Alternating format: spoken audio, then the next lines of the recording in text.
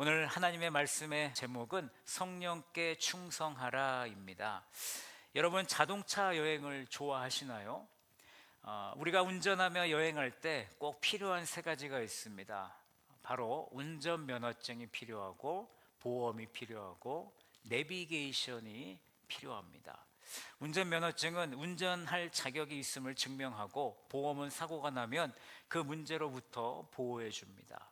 그리고 내비게이션은 어디를 가든 목적지까지 정확하고 효율적인 길을 우리에게 안내해 주지요. 예전에는 내비게이션이 없어도 길을 잘 찾았습니다. 요즘은 내비게이션이 없으면요, 불안합니다. 길을 물어보며 찾아가는 시대는 지나갔고, 이제는 내비게이션이 안내하는 최적의 경로를 따르는 것이 가장 빠르고 안전하다는 것을 우리는 다 알고 있습니다. 여러분, 성령께 충성하는 삶도 이와 같습니다. 내비게이션이 길을 안내하듯 성령께서는요, 저와 여러분들의 인생을 인도하고 계십니다. 우리가 성령의 음성을 따라가면 가장 빠르고 안전하게 목적지에 도착할 수 있습니다. 하지만 문제는 무엇입니까? 우리가 항상 성령의 인도하심을 따르지 않는다는 것이죠. 때로는 내비게이션의 안내를 무시하고 내 방식대로 가려고 합니다. 너무 서둘러서 가다가 중요한 그 포인트를 놓치게 되죠. 때로는 쉬겠다며 주저앉아 버리기도 하고 엉뚱한 길로 가서 시간을 낭비하기도 합니다. 이때 내비게이션이 반응합니다. 경로 재탐색 중. 우리가 잘못된 길을 가더라도 내비게이션은요, 새로운 길을 안내합니다. 마찬가지로 성령께서는 우리가 실수하고 방황할 때도 우리 성령님은 다시 바른 길로 우리를 인도해 주십니다. 우리가 성령의 음성을 듣고 순종할 때 결국 하나님이 예비하신 길을 걸어갈 수 있습니다. 성경은 오늘 분명히 말씀합니다. 너희는 성령을 따라 행하라. 신앙은요, 중립이 있을 수가 없습니다. 우리는 성령을 따라 살거나 육체의 욕심을 따라 살아야 합니다. 둘 중에 하나를 선택해야 합니다. 지금 이 순간 여러분은 어떤 길을 선택하시겠습니까? 성령께 온전히 충성하며 나아가시겠습니까? 성령께서 인도하시는 길은요, 때로 우리가 예상하지 못한 길일 수 있습니다. 하지만 우리가 그 길을 신뢰하고 따를 때는 우리가 가는 그 길이 가장 안전하고 복된 길이 되는 줄로 믿습니다.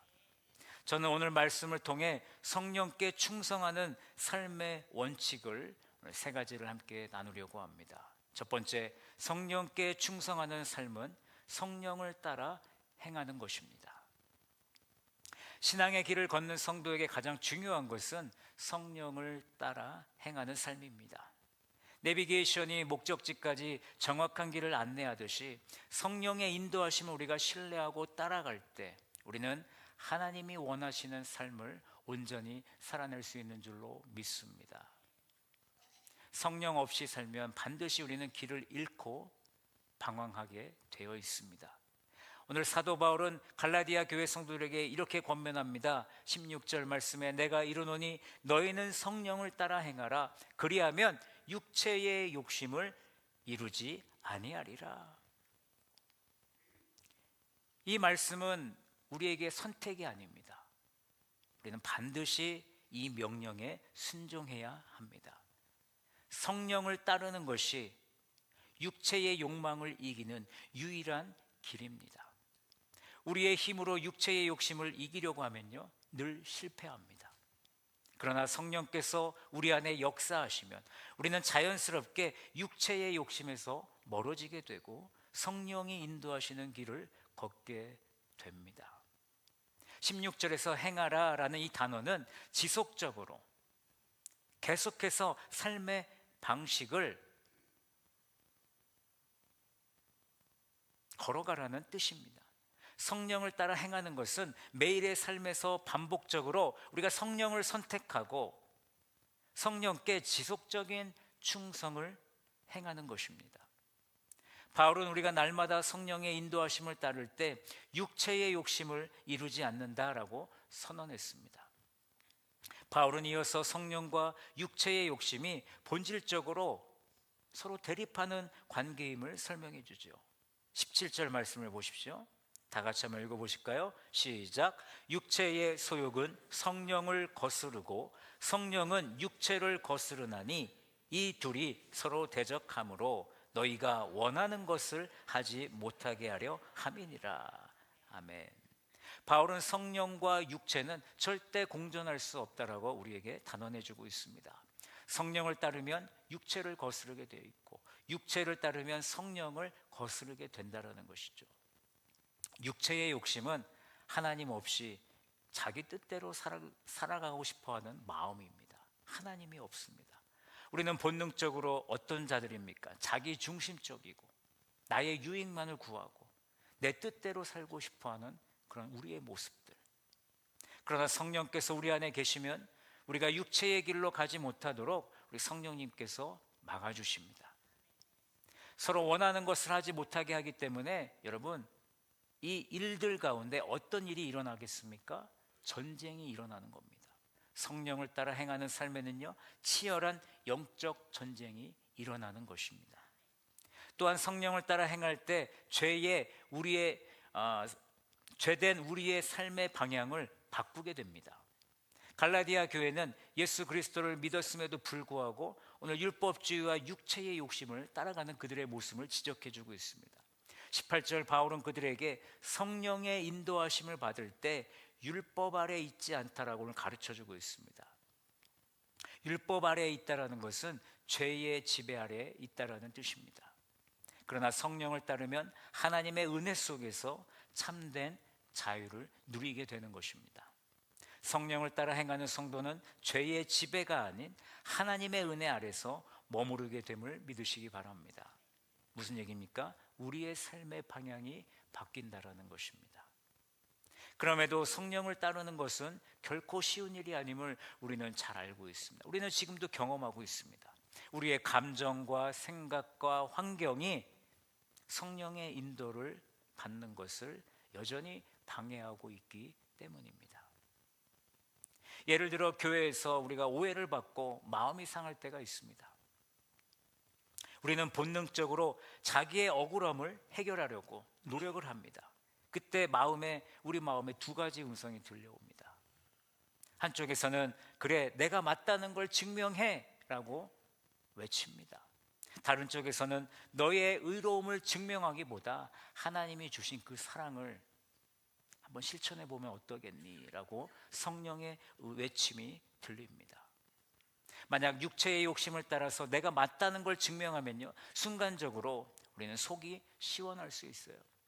하지만 관계가 깨질 수도 있고 마음의 평안이 사라질 수 있습니다. 그러나 성령을 따라 사랑을 행하면 손해보는 것 같아도 하나님이 일하시며 우리에게 참된 평안을 주십니다. 우리가 이런 삶을 살 수 있는 것은 요한복음 16장 13절 말씀처럼 진리의 영이 오시면 그가 모든 진리 가운데 우리를 인도하시기 때문입니다. 우리는 순간의 감정을 다스리기는 어렵지만 성령을 따라 행하면 분노 대신 우리에게 온유가 있을 것이고요, 시기 대신 감사가 넘칠 것이고 원망 대신 용서가 우리의 삶을 자리 잡게 될 것입니다. 성령을 따라 행하는 것을 정리해 보면 성령을 따라 행하는 것은 일회성이 아닙니다. 매일의 삶 속에서 반복적으로 성령을 선택하고 지속적인 충성을 행하는 것입니다. 그리고 항상 치열한 영적 전쟁이 일어나고요, 우리의 삶의 방향을 바꾸는 것입니다. 여러분은 오늘 어떤 선택을 하시겠습니까? 계속해서 나의 뜻대로 나의 삶을 이끌고 가시겠습니까? 아니면 성령님께 온전히 나의 삶을 맡기고 하나님의 뜻대로 살아가시겠습니까?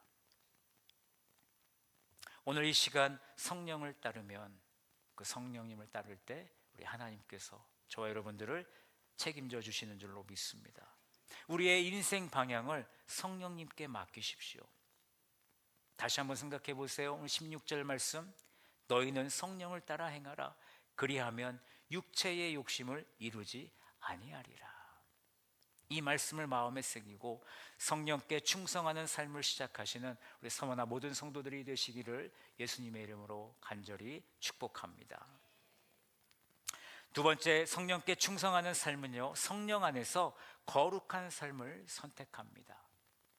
신앙의 길에서 우리는 매일 선택의 기로에 섭니다. 성령을 따라 살 것인가, 육체의 욕심을 이루면서 살 것인가. 우리의 삶의 방향과 영적 상태를 결정하는 중요한 선택입니다. 성령께 충성하는 삶은 하나님과 동행하는 거룩한 삶을 선택하는 것이죠. 바울은 갈라디아 교회에게 먼저 육체의 일이 무엇인지 오늘 분명히 경고해 주고 있습니다. 우리 다 같이 19절과 21절을 읽어보실까요? 다 같이 읽습니다. 시작.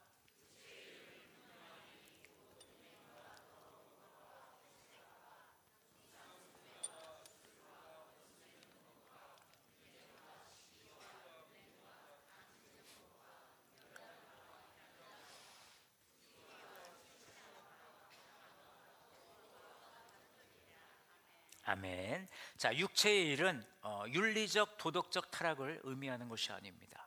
하나님을 의지하지 않는 삶, 하나님과 분리된 상태에서 자기의 욕망과 인간적인 방법을 따라 사는 것이 바로 육체의 일입니다. 바울이 열거한 이 육체의 일은요, 우리의 삶의 자연스러운 결과입니다.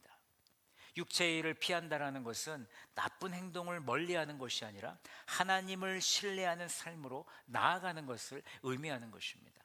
우리가 여기서 주목해야 될 것은 육체의 일은요, 방치하면 자연스럽게 나타납니다.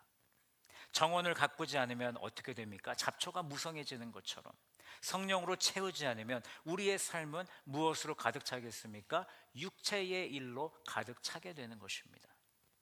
여러분, 죄는요, 스스로 사라지지 않습니다. 거짓말을 생각해 볼까요? 처음에는 작은 거짓말로 시작하죠. 근데 점점 그 거짓말이 커집니다. 나중에는 죄책감마저 사라지게 됩니다. 죄는 우리를 어떻게 합니까? 점점 더 깊은 구렁 속으로 끌고 들어갑니다. 그러므로 육체의 일을 우리가 분별하고 거룩한 삶을 선택하는 것은 우리의 영적인 생존의 문제가 되는 것입니다. 육체의 일은 개인적인 죄로 끝나지 않습니다. 오늘 바울이 나열한 육체의 일 중에서 많은 부분들이 사람들과의 관계 속에서 나타나는 것입니다. 보실까요? 원수 맺는 것, 분쟁, 시기, 분냄, 당짓는 것, 분열함, 이런 것들은 여러분 가정과 교회를 무너뜨리는 육체의 열매입니다. 성령께 충성하지 않는 사람은요, 자신의 유익을 먼저 생각하고 비교하고 다투며 시기하고 공동체를 분열시킵니다. 그런 사람들에게, 이 육체의 일을 행하는 자들에게 어떤 일이 있는 줄 아십니까? 갈라디아서 5장 21절 중반절을 계속해서 봅니다. 전에 너희에게 경계한 것 같이 경계하노니 이런 일을 하는 자들은 하나님의 나라를 유업으로 받지 못할 것이요 라고 말씀합니다. 육체의 일을 따르는 것은 결국 무엇입니까? 하나님의 나라의 유업과 직결된 문제를 가지고 있는 것입니다. 이제 우리는 육체의 일을 따르지 않고 어떻게 성령 안에서 거룩한 삶을 선택할 수 있을까? 첫 번째, 우리는 육체의 일을 분별할 줄 알아야 됩니다. 죄를 애매하게 여겨서는 안 되겠습니다. 죄를 가볍게 넘기면 안 됩니다. 그 죄가 우리 안에서 점점 자라면 어떻게 되겠습니까? 우리의 삶을 장악하게 됩니다. 성령께 기도하며 내 삶 속에서 육체의 일이 드러나는 부분이 무엇이 있는가를 스스로 점검할 수 있는 우리 성도들이 되기를 간절히 바랍니다. 두 번째, 거룩한 삶을 우리는 선택해야 됩니다. 성령을 따라 산다라는 것은 우리의 종교적 행위가 아니라 매일의 선택 속에서 하나님이 기뻐하시는 삶을 선택하는 것입니다. 죄를 피하는 것만이 아니라 적극적으로 하나님이 원하시는 삶을 살아내는 것이 우리에게 필요하다는 것이죠. 로마서 12장 2절, 너희는 이 세대를 본받지 말고 오직 마음을 새롭게 함으로 변화를 받아서 하나님의 선하시고 기뻐하시고 온전하신 뜻이 무엇인지 분별하라 라고 말씀하셨죠. 성령께서 우리의 생각과 삶을 변화시키실 때 우리는 자연스럽게 거룩한 삶을 선택할 줄로 믿습니다. 세 번째, 우리는 성령과 동행해야 됩니다. 거룩한 삶은요, 우리의 의지로 이루어지는 것이 아니에요. 성령의 능력으로 이루어집니다. 성령을 따르지 않고는 우리는 거룩한 삶을 선택할 수 없습니다. 성령의 인도하심을 받을 때 죄의 유혹을 우리는 이길 수 있는 것입니다. 술 취하지 말라, 이는 방탕한 것이니 오직 성령으로 충만함을 받으라. 우리는 매일의 삶 가운데 말씀과 기도를 통해 성령 충만함을 유지해야 합니다. 또한 성령 충만한 사람들과 함께 모여서 방모임 교제하며 신앙을 성장시킬 때 우리는 거룩한 삶을 더욱 확고히 세울 수 있는 줄로 믿습니다. 성령님께서 우리에게 말씀하십니다. 이런 일을 하는 자들은 하나님의 나라를 유업으로 받지 못할 것이요. 여러분, 이 경고를 가볍게 여겨서는 안 됩니다. 하나님의 은혜로 거룩한 삶을 선택하면 성령의 능력으로 육체의 일을 물리치는 삶을 살아가는 우리 서머나 성도들이 되시기를 바랍니다. 이것이 진정한 생명의 길이요, 성령 하나님께 충성하는 삶인 것입니다. 세 번째, 성령께 충성하는 삶은 성령의 열매를 맺습니다. 신앙의 여정에서 우리는 삶의 열매를 통해 우리의 영적 상태를 드러내게 됩니다. 여러분, 건강한 나무가 좋은 열매를 맺듯이 성령을 따라 살고 거룩한 삶을 선택할 때 우리는 자연스럽게 성령의 열매를 맺게 되는 것이죠. 바울은 성령을 따르는 삶의 열매를 이렇게 설명합니다. 오늘 22절과 23절 말씀 다 같이 한번 읽습니다. 시작. 오직 성령의 열매는 사랑과 희락과 화평과 오래 참음과 자비와 양성과 충성과 온유와 절제니 이 같은 것을 금지할 법이 없느니라. 아멘. 성령의 열매는 성령께서 우리 안에 역사하실 때 나타나는 삶의 모습입니다. 성령을 따르는 삶은 우리의 내면이 변화되어 그리스도의 성품이 우리의 삶 속에서 드러나는 것입니다. 예수님께서는 이렇게 말씀하셨죠. 좋은 나무마다 아름다운 열매를 맺고 못된 나무가 나쁜 열매를 맺는다. 우리의 삶에서 성령의 열매가 나타나지 않는다면 여러분, 우리 자신의 영적인 상태를 점검해 봐야 됩니다. 성령을 따른다고 말하면서 미움과 다툼과 불평과 이기심이 지속적으로 나의 삶 가운데 나타난다면 과연 성령께서 내 안에 계시는가? 성령께서 나의 삶 가운데 역사하고 계시는가? 우리는 돌아봐야 한다는 것이죠. 반대로 우리의 삶에서 사랑과 희락과 화평과 오래 참음 그 외에 성령의 열매가 자라고 있다면 그것은 성령께서 우리 안에 역사하고 계시다라는 증거가 되는 것입니다. 성령의 열매는 우리의 노력으로 맺히는 것이 아닙니다. 열매는 나무에 붙어 있을 때 자연스럽게 맺히는 것처럼 우리가 성령과 동행할 때, 예수 그리스도께 붙어 있을 때 자연스럽게 우리는 그 열매를 맺히게 되는 것입니다. 성령의 열매를 맺기 위해서는 우리의 힘으로 애쓰는 것이 아니라 성령께 우리의 삶을 맡기고 그분의 다스림을 받아야 하는 것입니다.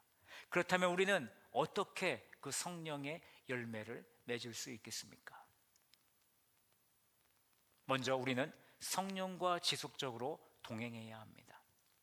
열매는 나무에 붙어있는 가지에 맺힙니다. 가지가 나무에서 떨어지면 어떻게 되겠습니까? 열매를 맺을 수 없죠. 버려지게 됩니다. 우리가 성령과의 관계를 지속적으로 유지할 때만 성령의 열매를 맺을 수 있습니다. 예수님께서도 나는 포도나무요 너희는 가지다라고 말씀하셨어요. 그가 내 안에, 내가 그 안에 거하면 사람이 열매를 많이 맺나니 나를 떠나서는 너희가 아무것도 할 수 없다라고 분명히 말씀하셨습니다. 우리가 성령의 인도하심을 따라 말씀을 묵상하고 기도할 때 성령의 열매는 자연스럽게 우리의 삶에 나타날 줄로 믿습니다. 둘째, 우리는 육체의 소욕을 십자가에 못 박아야 합니다. 성령의 열매를 맺으려면 먼저 우리의 본성과 욕심을 다스려야 하는데, 오늘 바울은 24절에서 그리스도 예수의 사람들은 육체와 함께 그 정욕과 탐심을 십자가에 못 박았느니라 라고 말씀합니다. 우리는 본능적으로 앞에서도 말씀드렸지만 이기적이고 매우 감정적인 사람들입니다. 미움을 쉽게 품고 분노를 참지 못하고 비교하고 시기하는 마음이 늘 우리 마음속에 있습니다. 그러나 성령을 따라 사는 사람들은 그러한 감정을 그대로 두지 않고 어디에 내려놓습니까? 십자가 앞에 내려놓습니다. 우리의 힘으로는 불가능하지만 우리가 성령께 의지할 때 우리의 육체의 소욕을 이기는 삶을 살아낼 수 있는 줄로 믿습니다. 세 번째는 작은 순종을 우리는 실천해야 됩니다. 성령의 열매는 하루아침에 맺혀지는 것이 아니죠. 매일 작은 선택과 실천을 통해서 자라나게 되는 것입니다. 오늘 25절에 보시면 오직 성령으로 행하라 라는 말씀처럼 성령을 따라 사는 삶은요, 거창한 어떤 변화가 아니라 우리의 일상에서 나타나는 작은 순종에서부터 시작된다는 것입니다. 그런데 우리는 어떻습니까? 어떤 큰 변화를 바라고 있고 작은 변화는 실천하지 않습니다. 우리가 순간적인 감정에 휩쓸리지 않고 온유함을 선택하는 것, 또 불평이 나올 때 감사하는 것, 용서하기 어려울 때 용서하기 어려운 그 사람을 사랑으로 대하는 것, 이런 작은 일부터 우리가 실천한다라면 머지않아 우리의 삶 가운데 성령의 열매가 맺어질 줄로 믿습니다. 성령께서 우리 안에 계실 때 우리는 성령의 열매를 맺는 것입니다. 성령과 동행하고 육체의 소욕을 십자가에 못 박으며 작은 순종을 실천할 때 우리의 삶에는 성령의 열매가 넘칠 줄로 믿습니다. 우리의 신앙은 열매로 증명됩니다. 열매 없는 신앙은요, 건강하지 않은 신앙입니다. 성령을 따라 사는 삶을 살고 있다면 우리의 삶 속에서 성령의 열매가 나타납니다. 만약 성령의 열매가 미약하다면 우리는 다시 성령님께 돌아가야 되고 성령님께 충성하는 성도가 되어야 합니다. 여러분은 지금 어떤 열매를 맺고 계십니까? 성령의 열매를 맺고 있습니까? 아니면 여전히 육체의 소욕을 따라 살고 있습니까? 오늘 이 말씀을 마음에 새기고 성령의 능력으로 변화되는 삶을 결단하는 우리가 되기를 원합니다. 성령의 열매를 맺으며 하나님이 기뻐하시는 그 삶을 살아가시기 바랍니다. 성령께 온전히 맡겨진 삶이야말로 참된 신앙인의 모습이고요, 우리의 삶이 성령의 열매로 가득 차 하나님께 영광을 올려드릴 수 있는 우리의 귀한 삶이 되기를 간절히 소망합니다. 오늘 나눈 말씀을 정리합니다. 우리 사랑하는 우리 서머나 성도 여러분, 우리의 인생은 하나님이 예비하신 목적지로 향해 가는 여정입니다.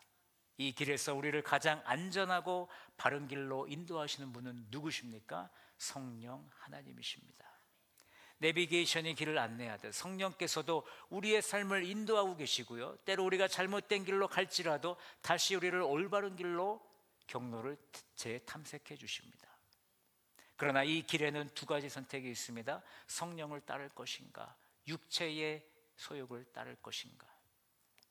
오늘 갈라디아서 5장 16절은 분명히 우리에게 말합니다. 너희는 성령을 따라 행하라.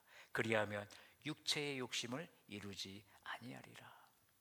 성령을 따라 사는 삶은 거룩한 삶을 선택하는 것이고 그 결과로 성령의 열매를 맺게 되는 것입니다.